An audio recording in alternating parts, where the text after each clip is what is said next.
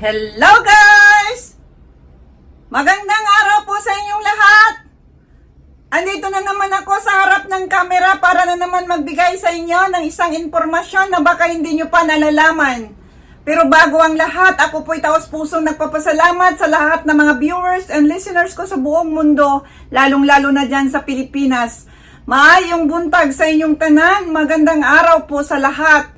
At guys, wag na po tayong paligoy-ligoy pa, pero bago ang lahat, paalala lang po, ako po hindi nagbibigay ng medical na payo, diagnosis o paggamot, and this is purely educational purposes only. Maraming salamat po. So guys, simulan na natin ang ating topic ngayon. Ito po ay nanggaling sa isa kong subscriber. Nagtanong po siya kung ano po daw ang sintomas ng sakit na luslos kung sa Tagalog. Luslos ba ang Tagalog? Ang English naman niya ay hernia naman ito, no? So, at ako po'y nagsaliksik para lang po sa kanya kung ano po ang sintomas daw ng luslos na tinatawag. Yun ba? Ano ba yan salita? Sa Tagalog ba yan? Ano? Yung luslos? Yung hernia na sakit. So, sakit din po yan ng anak ko noong nasa 5 years old po ang anak kong babae. Naoperahan po siya ng hernia. Ay, luslos pala yan sa atin. So, pero 5 years old pa lang po siya noon, inoperahan siya. So, kaya nag-search ako kung ano talaga yung mga sintomas niya. At ito na, ginawan ko na lang ng vlog dahil marami po itong mga ganitong sakit, lalong-lalo na sa kalalakihan. Lalo na kapag may edad na.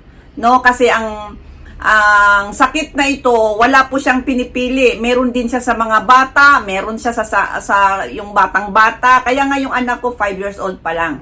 So, wag na tayong paligoy-ligoy pa para hindi na humaba, no?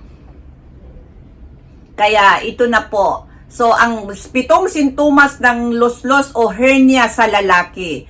Ang luslos ay tinatawag o inguinal hernia ay isang kondisyon kung saan ang mga bahagi ng bituka o iba pang organ sa loob ng tiyan ay lumalabas sa pamamagitan ng isang butas o weak spot sa abdominal wall malapit sa singit. Ang mga sintomas ng luslos sa kalalakihan ay maaring mag-iba-iba, ngunit maaring kasama ang mga sumusunod. So, yung number 1, pansamantalang pamamaga ng singit. Ito po ay isang unang sintomas na mararamdaman ng isang lalaki kapag meron siyang hernia. Pansamantalang pamamaga ng singit. Ang unang sinyalis ng luslos ay maaring makakita ng isang maliit na bukol o pamamaga sa singit na maaring maging mas malaki kapag umiinat ang isang lalaki. So yan po ayon sa aking pagsaliksik, ang unang sintomas ay ang pansamantalang pamamaga ng singit.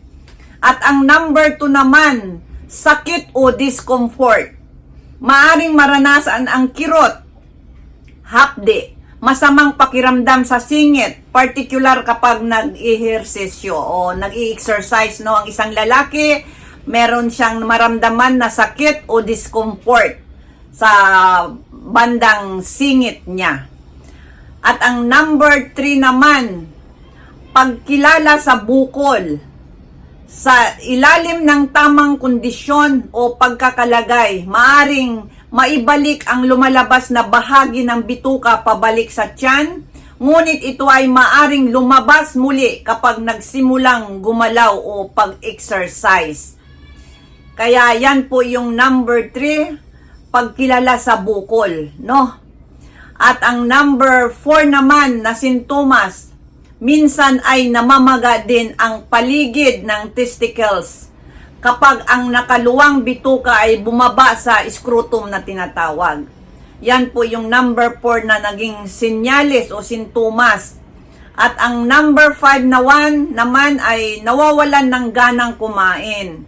Kapag meron pong hernia ang isang tao, isa po itong sintomas ayon sa aking pagsaliksik na nawawalan ng ganang kumain. Ganyan po rin yung anak ko noon na hindi po siya kumakain. Kaya lang parati niyang inaano yung singit niya. Kaya pinaoperahan na namin. So, yan ang number 5, guys. Nawawalan ng ganang kumain. Ang isang sinyalis rin. At ang pang-anim, may pananakit din sa singit. Lalo na kapag nagbuhat ng mabibigat. At yung malakas ang pag-umubo ka. Pag may ubo po, ay lalo siyang sumasakit ang singit mo ayon sa aking pagsaliksik. Sasakit po siya dahil mapupwersa at saka yung pagbuhat ng mga mabibigat. Yan po yung pang-anim natin. At ang pang-pito naman natin, may bukol na makapa sa bandang ari ng lalaki sa may scrotum o bayag na mas mahalata kung nakatayo. Yan po yung number 7 natin, no, na may bukol na makapa doon sa banda ng ari ng lalaki. Kaya kapag ang sintomas na ito ay nararamdaman na, ay talagang medyo bigyan natin na rin ito ng pansin, no? Kasi minsan, madalas naririnig ko rin ang salitang luslos talaga, labas doon sa aking anak, no? Dahil noon pa, nung dalaga pa ako, naririnig ko yung word na luslos sa mga lalaki. Pero meron din po ito sa mga kababaihan, pero mas marami sa mga kalalakihan. Kaya naririnig ko na ito, mayroon bang ang tanong dito is mayroon bang epekto ito sa kalusugan? At ayon sa aking pagsaliksik, may mga bagay na dapat tingnan kung kapag halimbawa nahihilo ka, nagsusuka, may mataas na lagnat, lumalala ang pananakit, at pagiging mapula, maitim ang bukol. Ibig sabihin, malala na ang luslos po natin. So ano ba ang kailangan natin? Kaagad kumonsulta kaagad sa doktor para malaman ang dapat na paggamot dito. Yun lang po ang isang paraan kapag naranasan nyo na itong mga sintomas na sa epekto na po ito sa kalusugan, ano? Yung nahihilo tayo, nagsusuka, may mataas na lagnat, lumalala na ang pananakit at nagiging mapula na at maitim yung bukol niya. Ibig sabihin po, malala na po yung luslos natin.